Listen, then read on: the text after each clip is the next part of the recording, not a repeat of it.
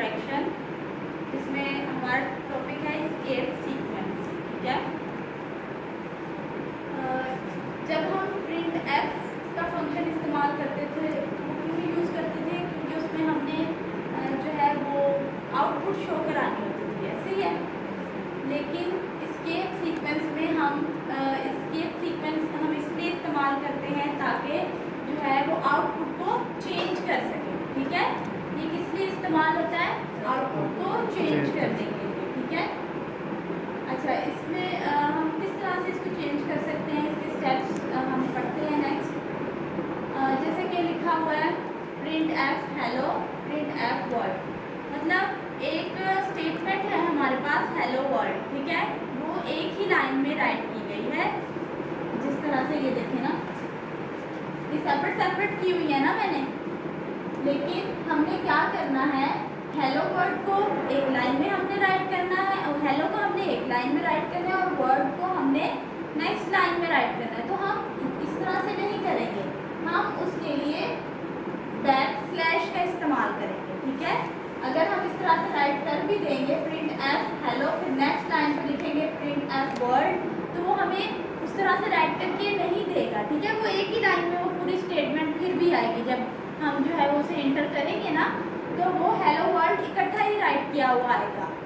तो हमने इन्हें जो है वो एक चेंज करने के लिए हम एस्केप सीक्वेंस का इस्तेमाल करते हैं, बैक स्लैश एन का यूज़ करते हैं सबसे पहले। जब to move in next line, back slash N का इस्तेमाल करते हैं जब हमने उसको नेक्स्ट लाइन में मूव करना होता है। ठीक है, अब देखिए for example hello slash N, यहाँ पे एन भी राइट करना है। ठीक है,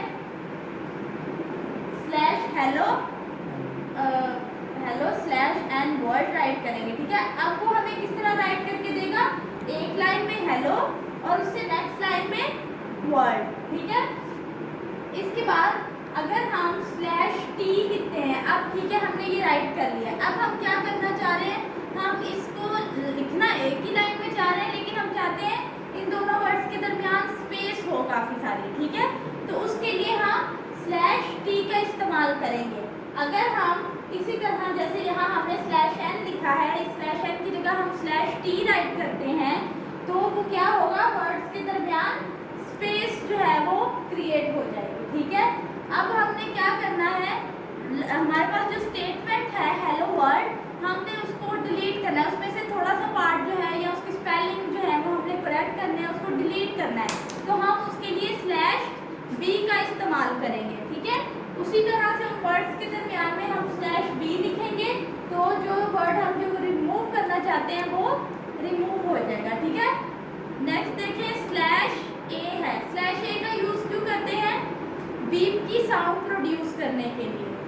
आपने देखा होगा कंप्यूटर में साउंड आ रही होती है, कुछ जो है वो लाइंस में बीप की साउंड बन रही होती है, तो वो उसके लिए हम स्लैश ए का इस्तेमाल करते हैं। ठीक है, एस्केप सीक्वेंस में हमने क्या पढ़ा कि किस तरह ये किस लिए इस्तेमाल होता है, आउटपुट को चेंज करने के लिए। ठीक है, फिर उसके बाद हमने मुख्तलिफ स्लैश का इस्तेमाल किया। अगर हम स्लैश एन लगाते हैं तो उससे हम जो है वो उनको डिफरेंट लाइंस में कन्वर्ट कर सकते हैं। स्लैश टी का यूज़ करते हैं तो हम उसमें स्पेस क्रिएट कर सकते हैं। अगर हम स्लैश बी का यूज़ करते हैं तो हम जो है वो कुछ करैक्टर्स को उसमें से अपनी मर्जी के करैक्टर्स को डिलीट कर सकते हैं। और अगर हम स्लैश ए का इस्तेमाल करते हैं तो हम बीप की साउंड प्रोड्यूस कर सकते हैं। ठीक है, आज का